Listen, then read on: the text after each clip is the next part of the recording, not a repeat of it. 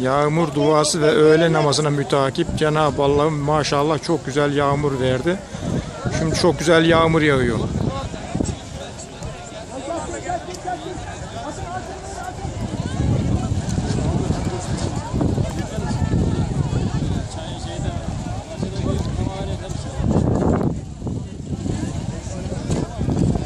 Şu anda yoğun yağmur altında vatandaşlarımız yemeklerini almak için